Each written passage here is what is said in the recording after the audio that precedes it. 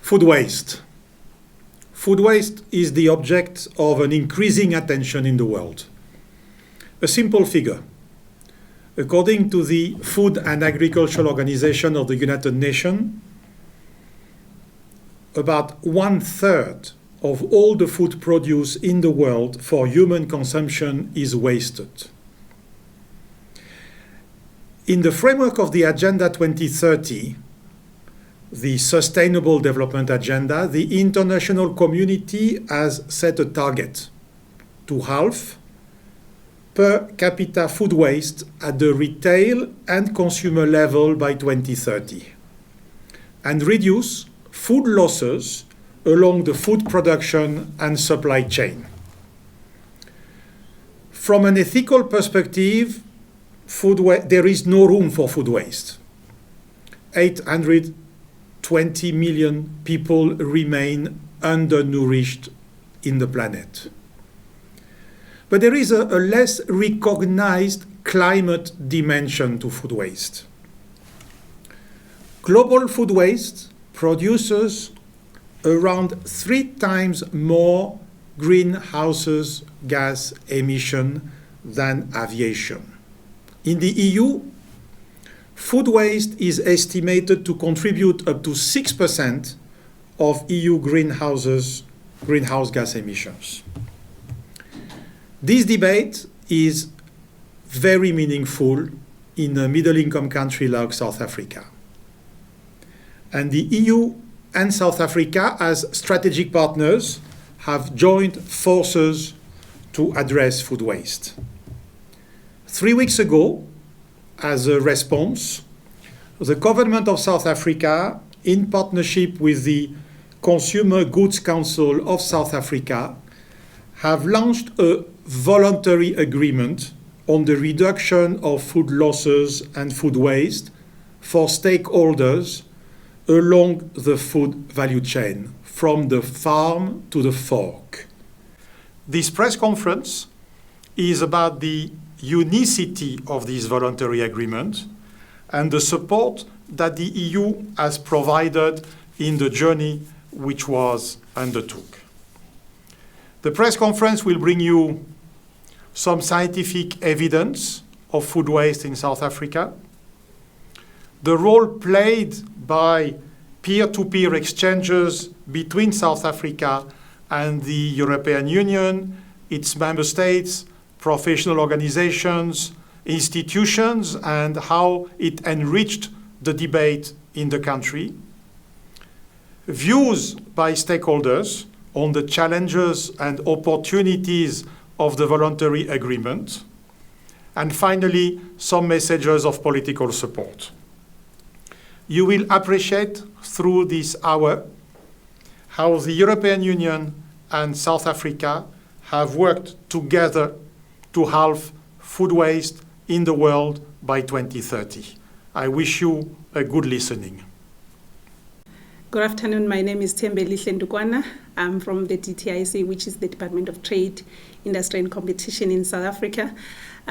Today, I would just like to share a video with you of the work that we are doing in South Africa together with the EU, trying to reduce food waste in the country, and also building towards, reaching a global commitment that the country has committed to halve food waste by 2030. I think I would also like to take you from where we have come. The DTIC, if you allow me to abbreviate, the DTIC, working together with the Department of Environmental Affairs, is driving this initiative where we're looking at how can we assist or work with the manufacturers and the retailers to reduce food waste in the entire food value chain. This is one of the ways that we as South Africa are going to achieve sustainable food production. As the DTI, we started conceptualizing this program very early, that was around 2012, where we were looking at how can we come up with the ways of preventing food waste in the country. And this was then piloted at the city of Tshwane and city of Johannesburg, where we took the city of Tshwane and the city of Johannesburg to the UK. Unfortunately, UK at that time was still under EU. I think that was done in 2015, where they went there working with REP. We learned how they've done it in the UK. We came back and piloted the program, which was quite successful. And then after that program, we then looked at how do we then bring it closer to home. As the DTIC, we work with the retailers, we work with the manufacturers. How do we then assist manufacturers or try to push them to start looking at the program where they can be, reducing food waste in the food value chain, be it when they are producing or when they are now selling to the consumer. At that time, then we approached the CGCSA, which is the Consumer Goods Council of South Africa, because we knew that they are an association that sits with the manufacturers and they also sit with the retailers as their members. So we approached them, we asked them if we can partner with them and introduce the food waste voluntary agreement in South Africa. We were able to secure funding from the SAEU Dialogue Facility, which is a facility that encourages, dialogue between the EU countries and South Africa, where countries are obviously expected to learn from each other, share best practices, and share lessons with each other. And through this dialogue, we were able then to bring together the stakeholders to start the dialogue. And this has paved the way for us to come to have the voluntary agreement on food waste and loss in South Africa.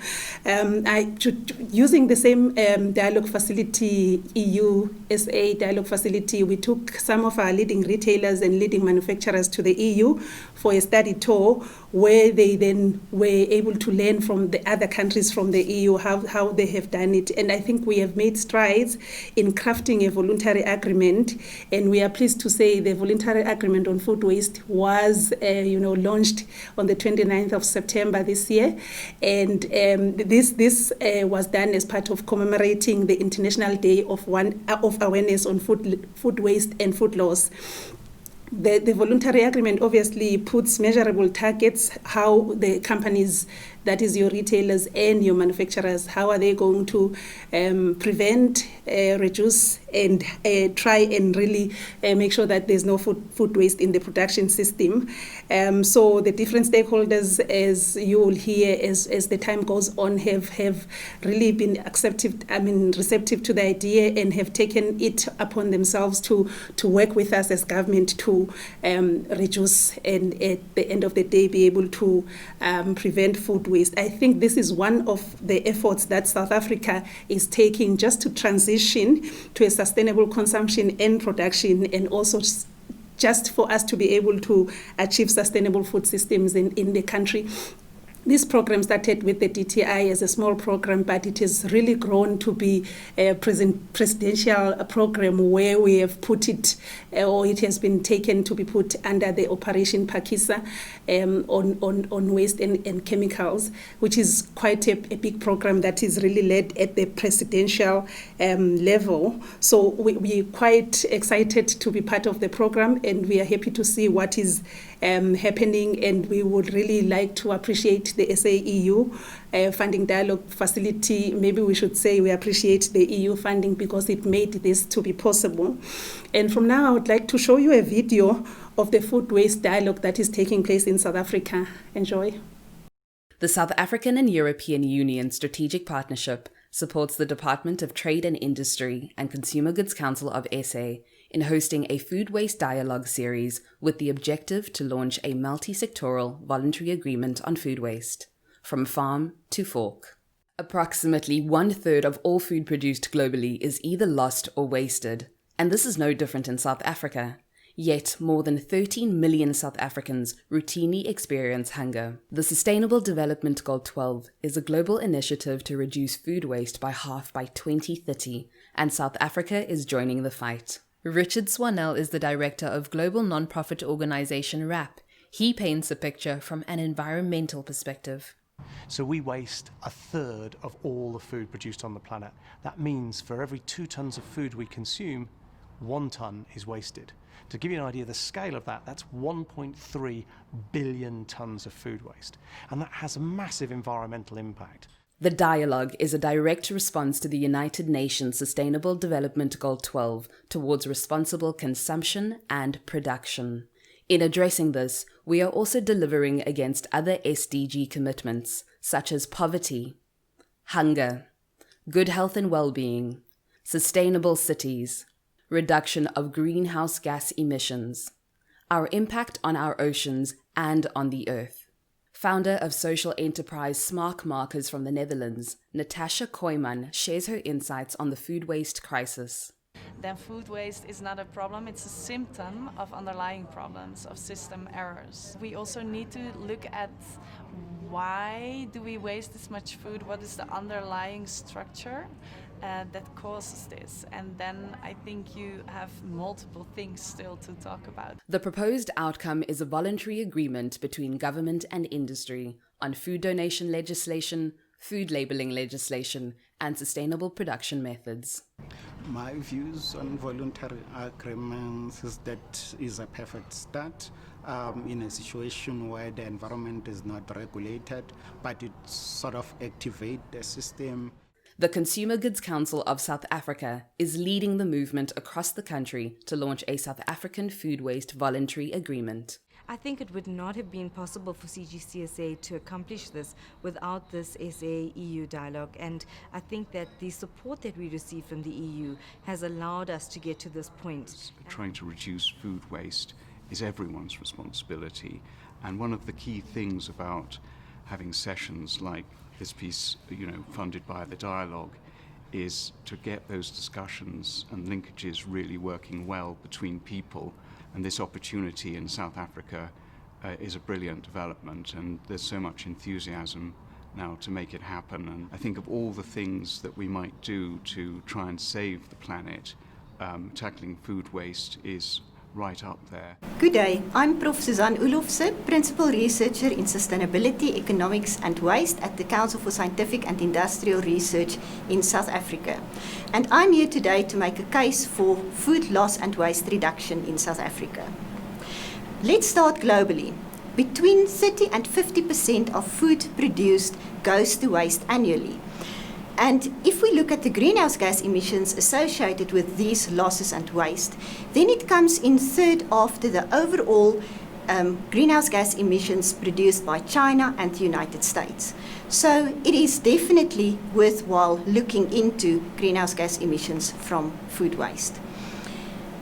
The food waste situation in South Africa, it is estimated that about 10 million tons of food per annum goes to waste, and this is about 30% of our annual food production. And you can see from the graph that the losses occur throughout the supply chain, with the majority of the losses earlier on in the supply chain from agriculture onwards, and with consumers only wasting about 0.5 million tons. But why should we then look at reducing food losses and waste? If you consider that 6.8 million South Africans experienced hunger in 2017, then already one started wondering why we waste while people goes hungry. Then food losses also contributes a triple negative effect in terms of food security, resource inefficiencies, as well as environmental impacts. In terms of food security, the prices of food goes up because the retail accounts for the losses and the waste and the management of the waste when they set the prices. Then if you look at the resource inefficiencies, the water, energy, fertilizer and all other inputs that are required to produce and manufacture food goes to waste if the food is wasted. And then lastly, the environmental impacts. We look at biodiversity loss as a result of intensive farming to produce the food that goes to waste. Also, the greenhouse gas emissions throughout the supply chain is in vain if the food is not eaten.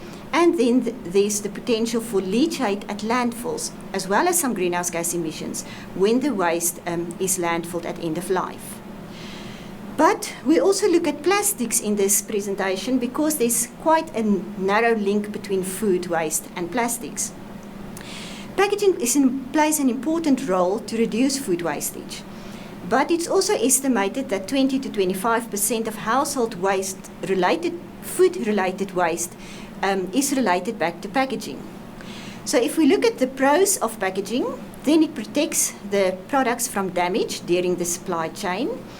It also enables distribution, especially of liquids, and also in the current state of COVID-19, for health reasons, it's important to package food. But then also it extends the shelf life, and it informs consumers through the branding and the labeling. And it helps to display the food. But on the downside, all packaging that we use becomes waste in the end.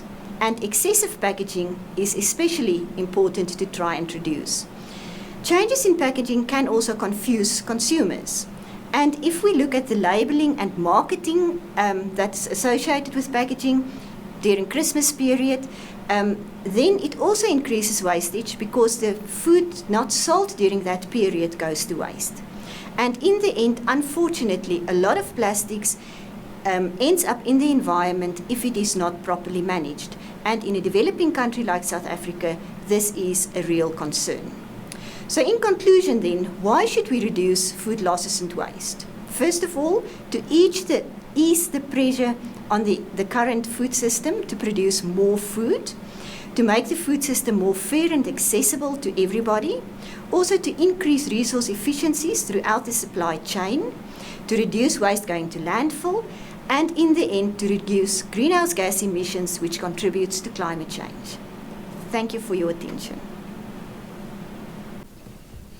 Okay, good day. My name is Sibulela Ngeniswa. I'm from the Consumer Goods Council of South Africa. Today I'll be sharing with you the South African journey and the role of the SA-EU dialogue in the Food Loss and Waste Initiative. When we look at the initiative, it is in line with the Sustainable Development Goal 12, specifically 12.3, which is to halve food loss and waste by 2030. And when we look also at the impact this goal has, we can see that it has impact on the 7 Sustainable Development Goals. Let me start by sharing the journey, how it started. It started when we were approached by the Department of Trade, Industry and Competition, where they asked to partner with us in reducing food loss and waste in South Africa. It was in 2018 where we had our first dialogue, introducing the concept to the South African industry, including the government and all the role sectors in the supply chain. And the journey has been great and has continued, which is what I'll share with you shortly.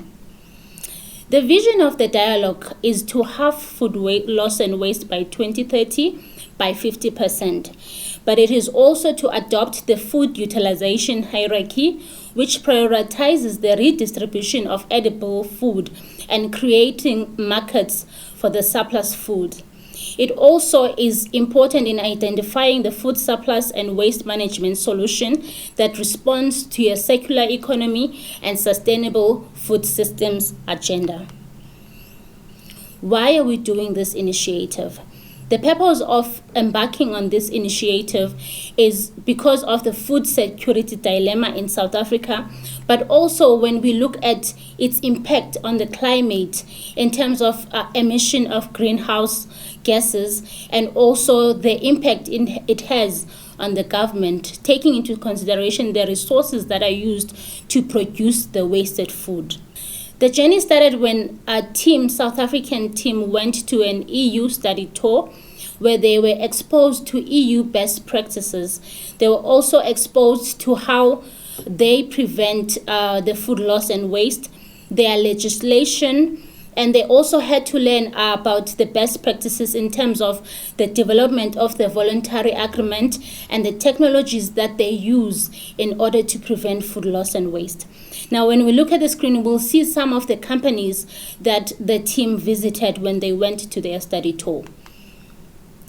And also just to add in some of the initiatives and activities that we've managed to do through the SA-EU dialogue funding, where we've developed materials such as the gap analysis, which was the first study research that we did to look at the situation in South Africa to look at the different role players and what they can do respectively in their institution to reduce food loss and waste. We also had an opportunity of creating a pamphlet, an informative pamphlet that we had the privilege of distributing to some of our retailers and the consumers, and it also has an impact in all the supply chain. And we also managed to create a food loss and waste page in our CGCSA website, where you can visit and find out more about the initiative. So far, during our last launch, we recently launched the Food Loss and Waste Voluntary Agreement, which has outlined the different roles that the supply chain can play, different institutions, the government, the public sector, the industry, that they can play, and also the NGOs.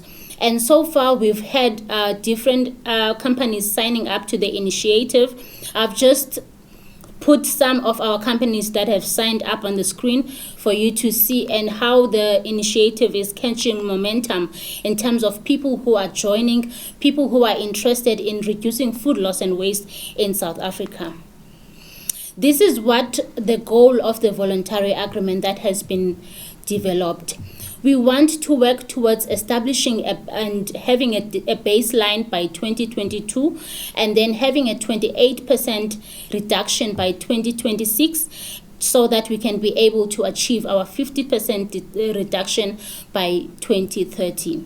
Going forward on the initiative, it was during our dialogue discussion, it was discussed that we need to also look at the packaging waste, as it was identified as one of the factors that contribute greatly to the food waste in South Africa.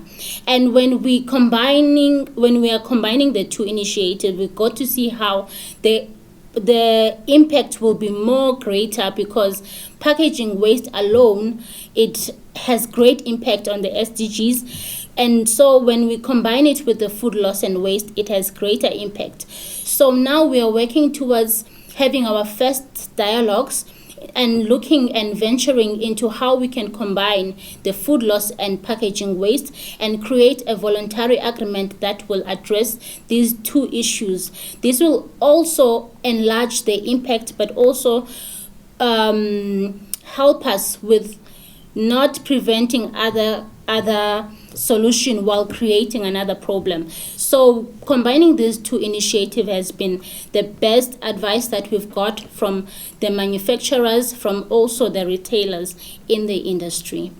Thank you. Good day, my name is Linda Drummond, and I'm the nutrition consultant at the Food Safety Initiative at the Consumer Goods Council of South Africa. Today we have three panelists who are able to share their views on the opportunities and challenges that lie ahead as South Africa embarks on the journey of halving food loss and waste by 2030, as well as packaging waste over this next decade. Our first panelist is Mr. Mondli Mbhele. Mondli works at the South African National Department of Social Development and is responsible for the Food and Nutrition Security Directorate. He serves on the National Food and Nutrition Security Technical Working Group, responsible for the implementation of the National Food and Nutrition Security Plan for South Africa for the period 2018 to 2023. Mondli, thank you for taking the time to join this discussion today.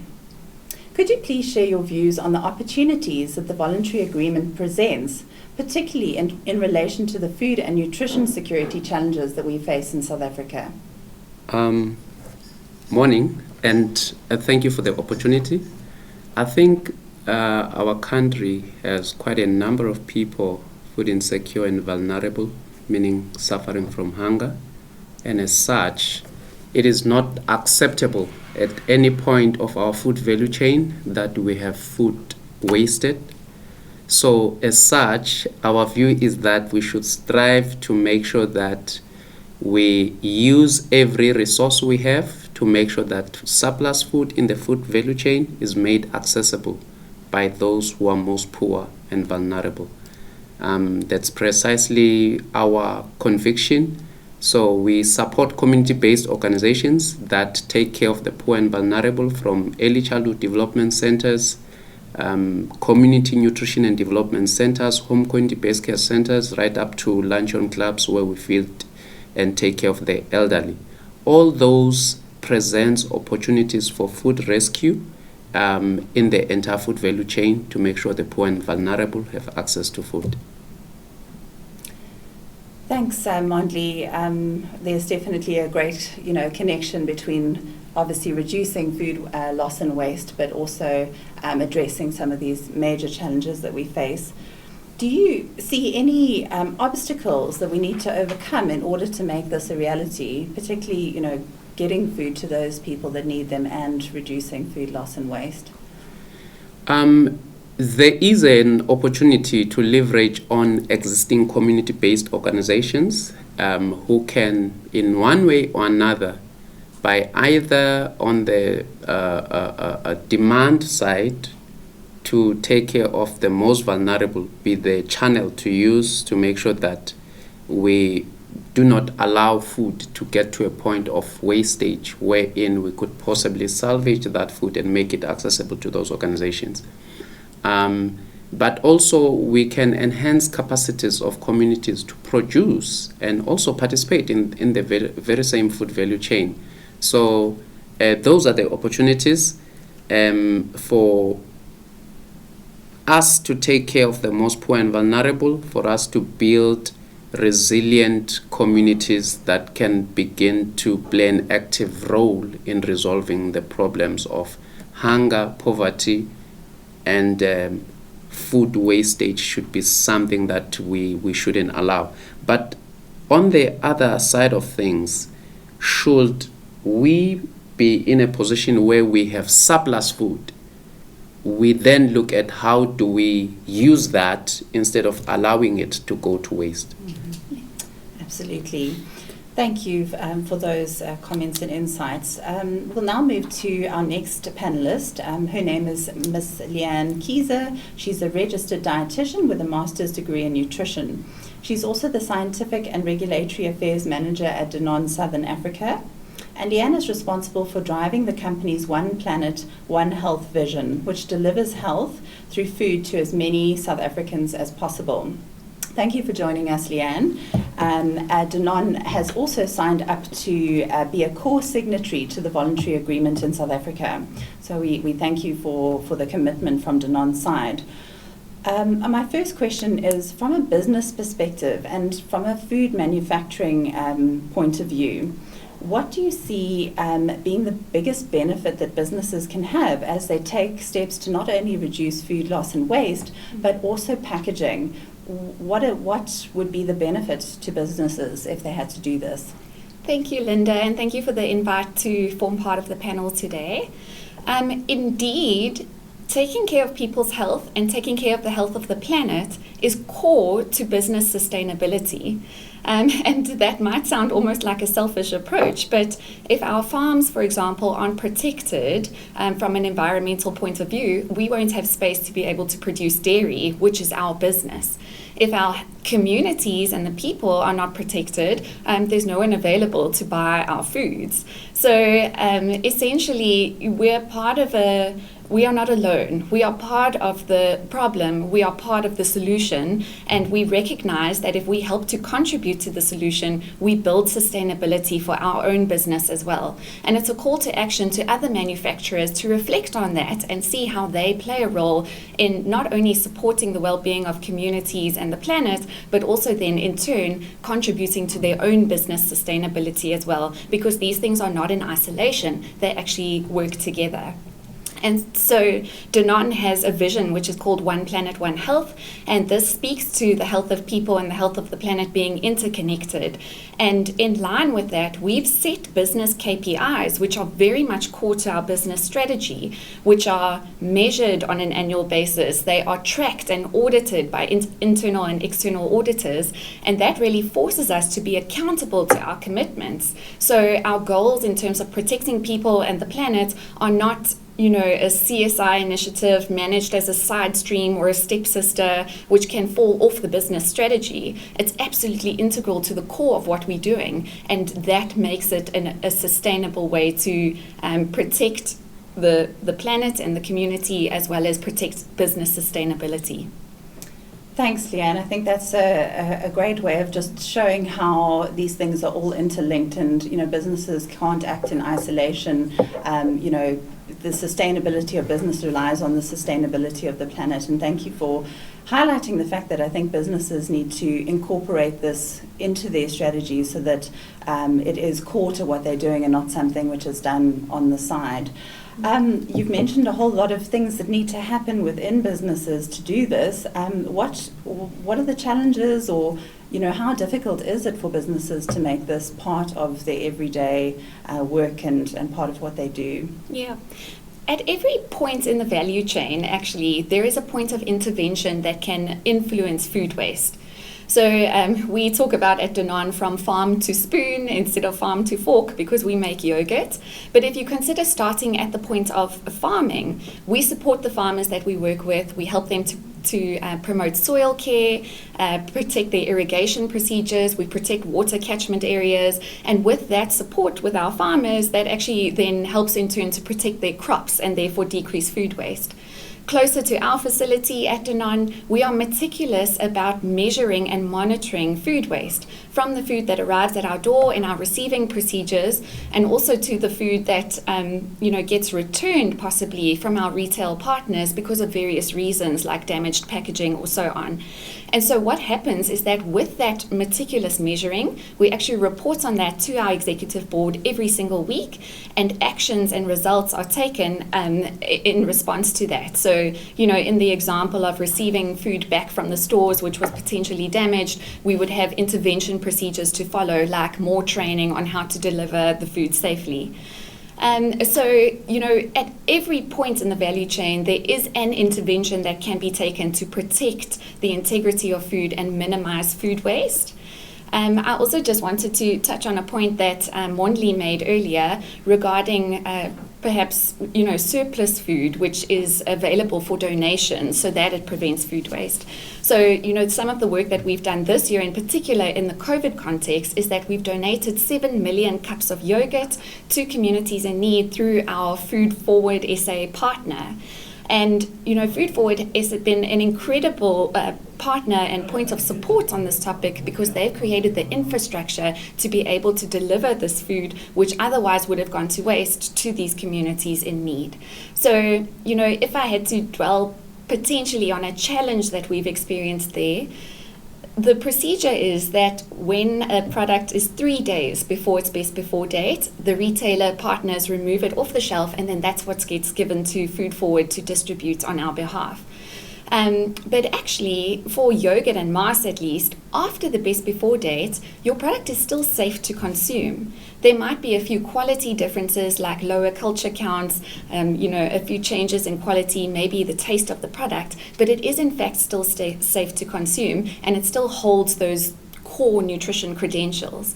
And so, what we're experiencing as a challenge at the moment is that gap or that lack of knowledge or that education where we can teach consumers that actually it is still safe to consume foods after their best before date, and give them the knowledge and empower them to be able to make an informed decision about when a food is still safe and suitable for consumption and when it's not.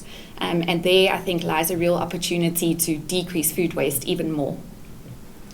Thanks, Leanne. It sounds like you're doing wonderful work in this space, and you've actually taken quite a few steps already to put all of those measures in place. And I think there's a real opportunity for businesses to learn from one another and share best practices, because it is a journey that we've all got to embark on together. And it sounds like partnerships, when it comes to definitely surplus food, are quite key in getting food to people in need, to address the mandate of the Department of Social Development, but our role as a country to ensure that there are no people that are hungry, and it's a human right to have food.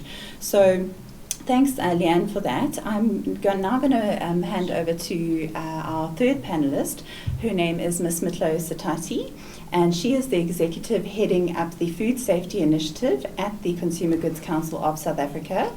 This initiative is one of 4 divisions within the Consumer Goods Council, and is responsible for advocacy and liaison of sustainable initiatives, forums, projects and or programs within the precincts of quite a few domains. They are food science, food safety, food quality, nutrition, health and wellness, regulatory and related matters for the consumer goods and the retail industries. Matlou led the collaboration and partnership with the Department of Trade and Industry and Competition in South Africa, who jointly submitted a proposal for funding from the EU to support this food loss and waste initiative.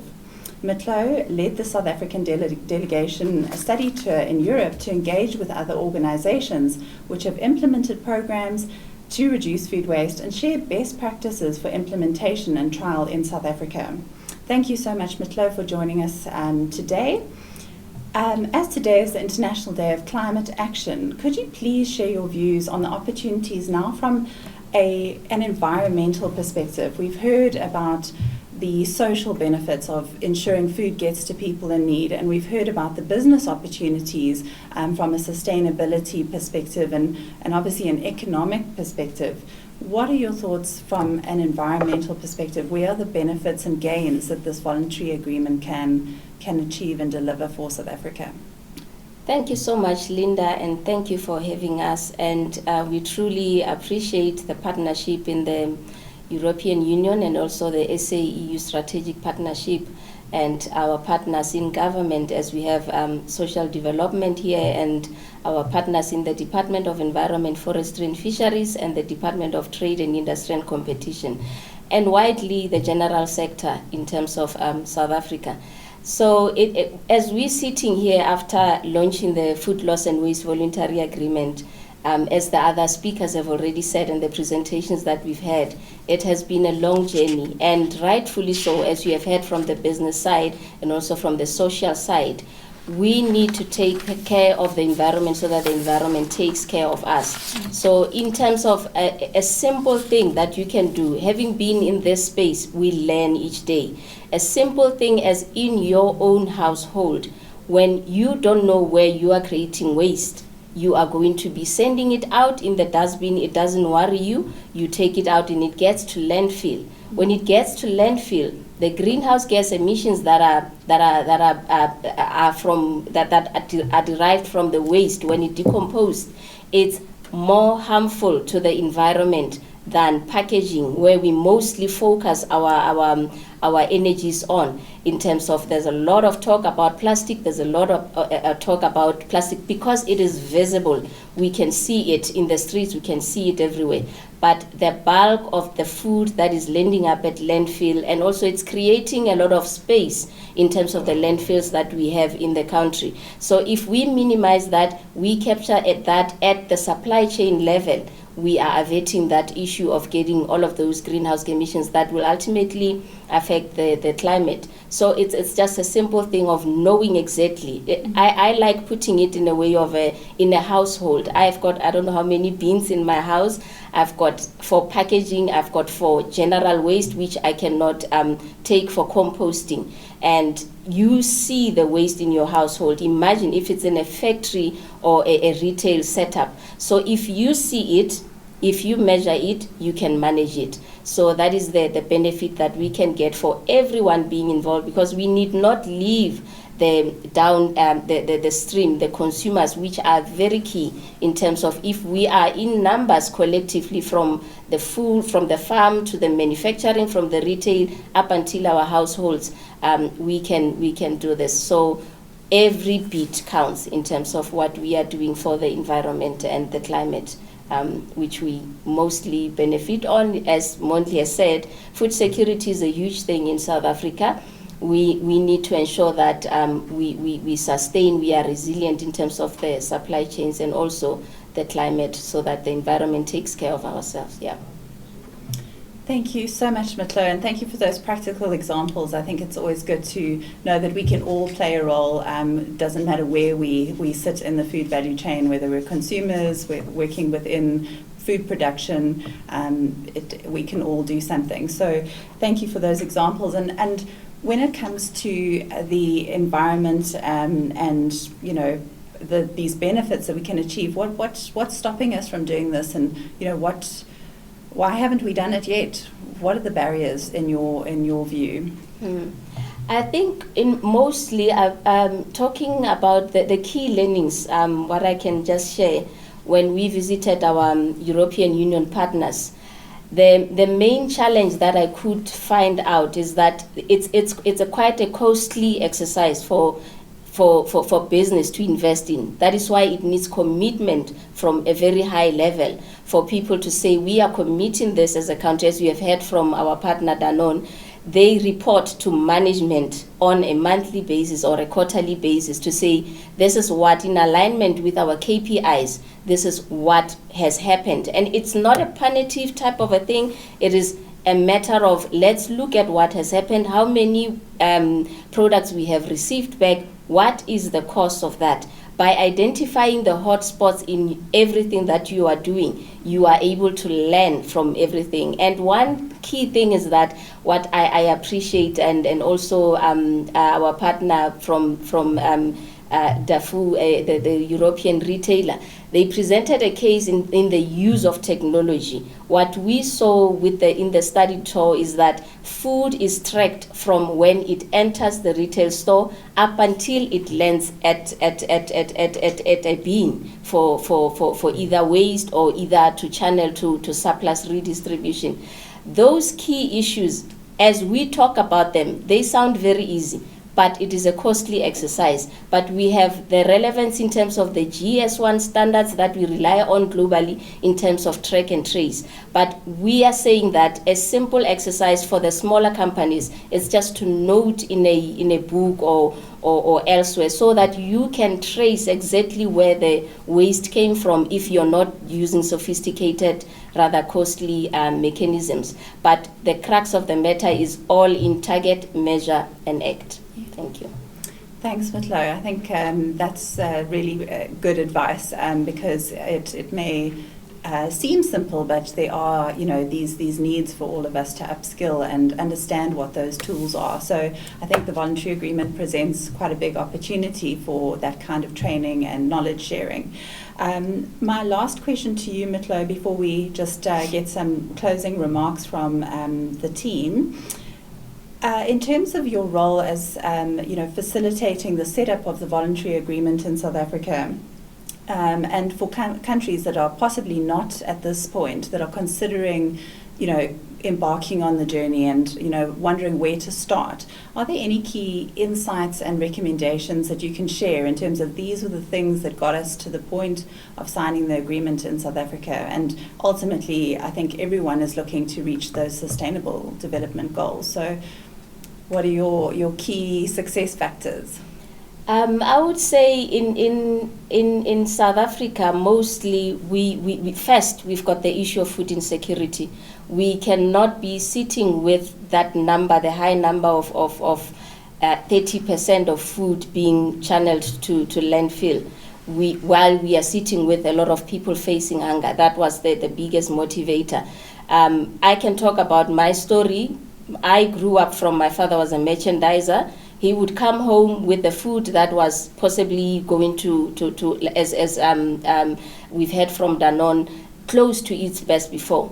That is what we had at home as a norm. So when food is channeled through to other people, they can get to survive. So I'm a product of food loss and waste.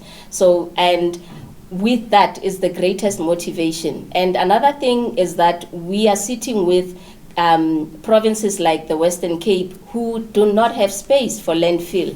So that was a motivator as well to say we need to preserve the land for utilizing to produce food. And also the key learnings is that with South Africa, we had to sit together. That was the biggest challenge in terms of bringing everyone together and ensuring that we get to the crux of who is doing what. And once we knew where everyone is getting into this process, it became quite easy to then navigate, and it was then easier to have the strategic partnerships that we currently have.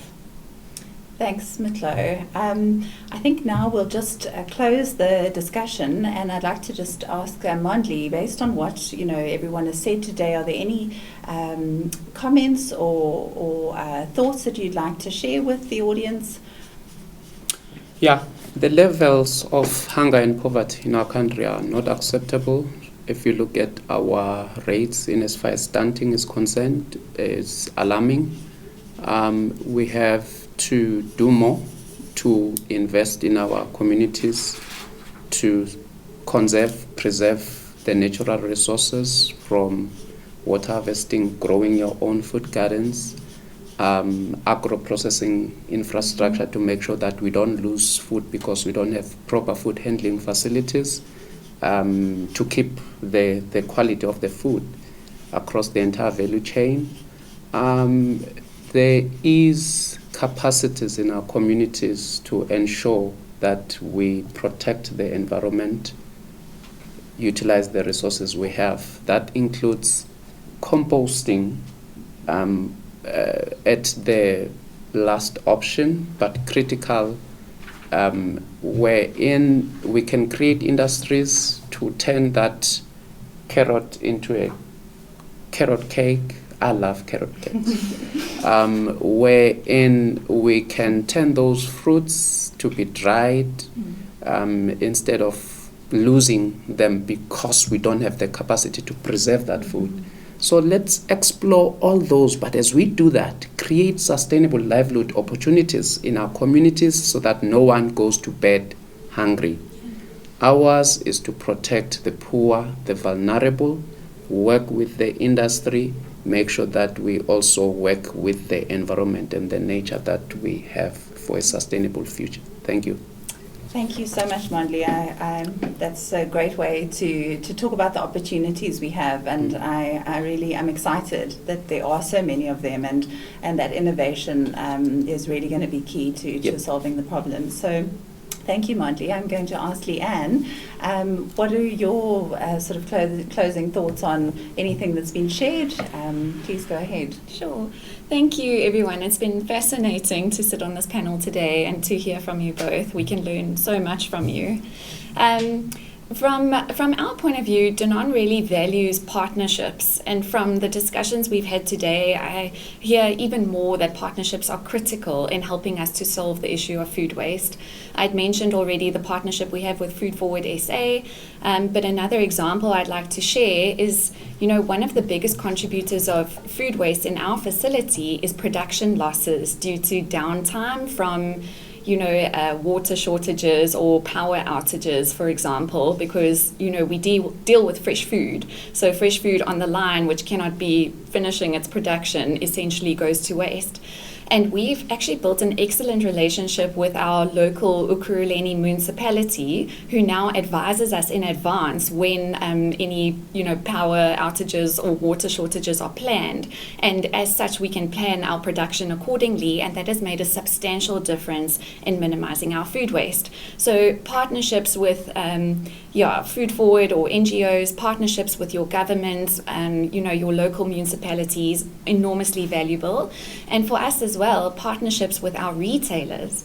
So because we work so closely with retailers in terms of planning demand, ordering correctly, returning old stock, and even education initiatives like, at the moment we're embarking on a project with Pick and Pay where we are asking consumers to donate their leftover plastic so that we can collect it and upcycle it and convert it into other equipment which is needed, like desks for schools. And so with partnerships, our reach and our effectiveness is just so much better. And I don't think any of us can do this alone. And so I really encourage other manufacturers and all the role players in the value chain to continue having these discussions and see where you can align and join in partnership to help facilitate these processes and decrease food and packaging waste. Thanks, Leanne. I think those are great examples, things that you don't always think about, but if you saw where the waste was happening and what the problems were, you could possibly say, well, this is where we need to actually intervene. And I think that's quite key, the hotspot analysis that is spoken about quite often in trying to identify where the problems are and then working with others to solve them. So thank you for sharing those examples. Matlou, any words or recommendations from your side? Well, I would say from my side, and thank you for that, Linda, let me bring in an aspect of circularity as we talk about climate. I'm reminded of the olden days. Somehow, somewhere, I think growing up in the rural areas, we need to go back to the way we used to approach life. As Mondli has said, create your own food.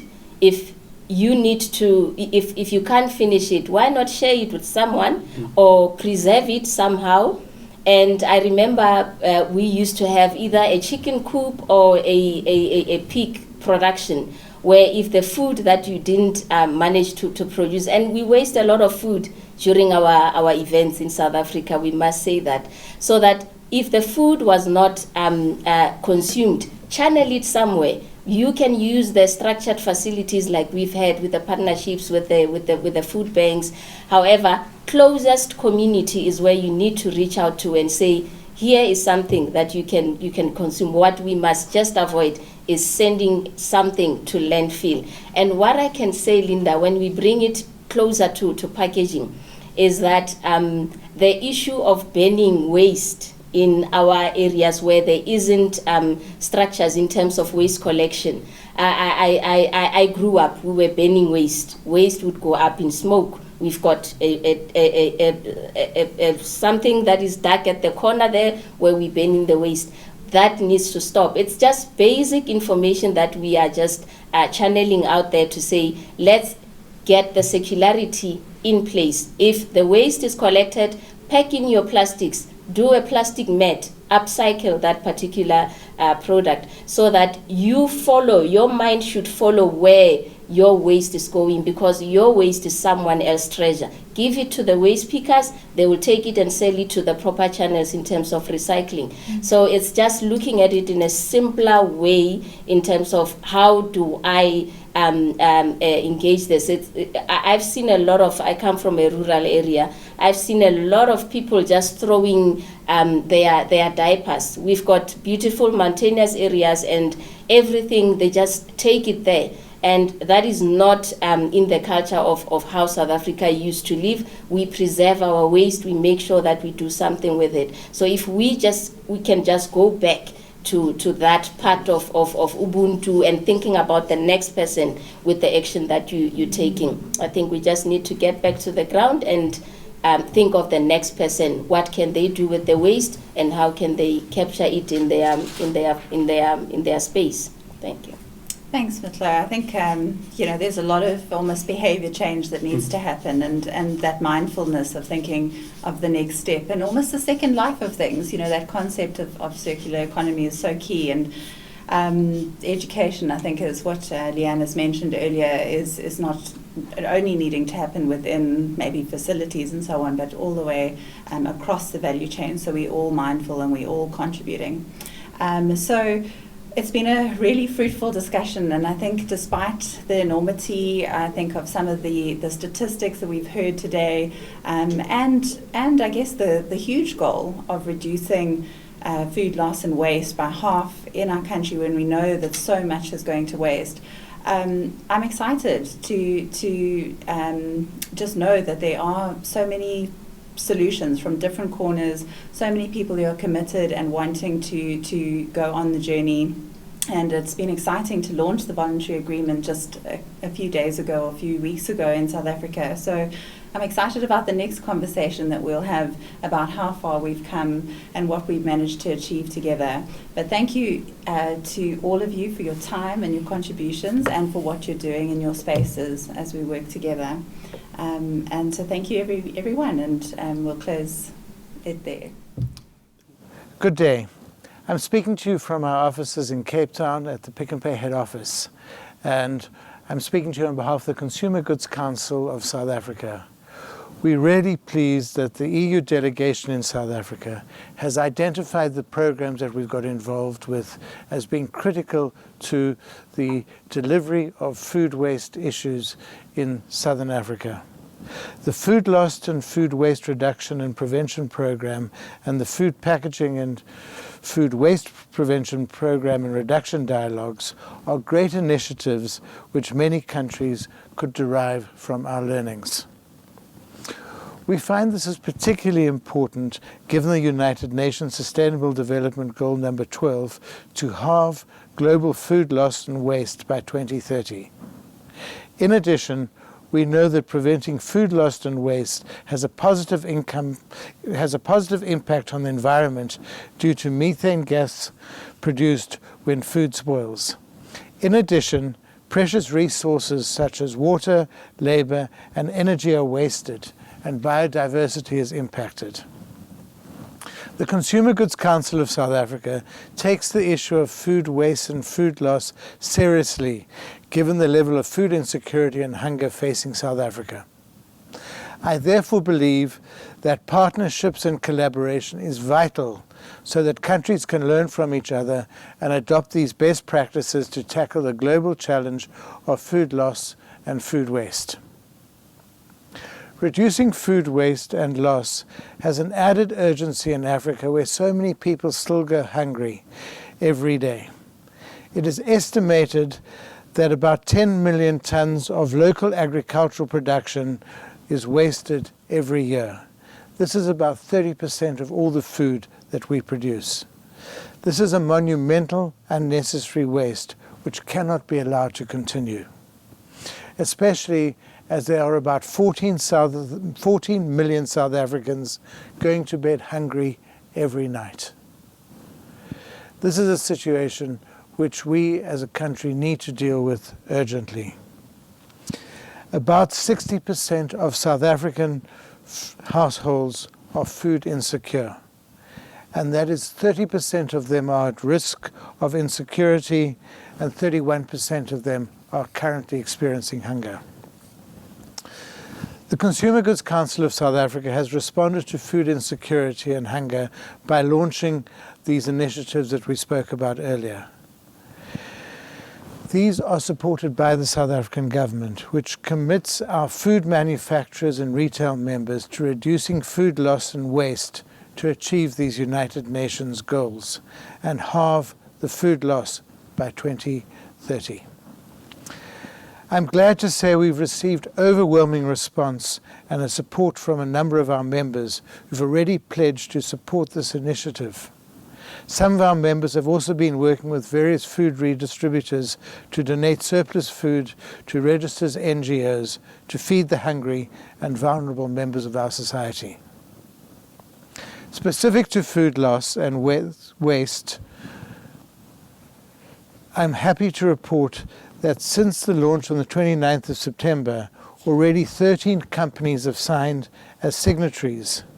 Those signing the agreement are committing to work with retailers and brands to identify food loss and waste in their operations, to identify how we can work with our partners to reduce food waste in areas of research and legislation, to develop and implement strategies to develop food loss and food waste, to partner with NGOs to redistribute edible surplus food, to use non-edible food to generate energy and compost, and to ensure food safety is maintained at all levels. Admittedly, this agreement needs government support beyond statement of support. It is for this reason that the Consumer Goods Council believes that the government can easily enact legislation that will make it possible for surplus food, which is still safe for human consumption, to be donated to the needy. Currently, much of this surplus food is being thrown away, which is unacceptable given the hunger and food security challenges we've already spoken about. I'm therefore confident that working together with our members, relevant government departments, particularly Trade and Industry and Competition, and the Environment and Forestry and Fisheries, as well as our partners at the European Union, we can surely make an impact on the lives of millions of people who go to bed hungry every night. We have no choice but to act now.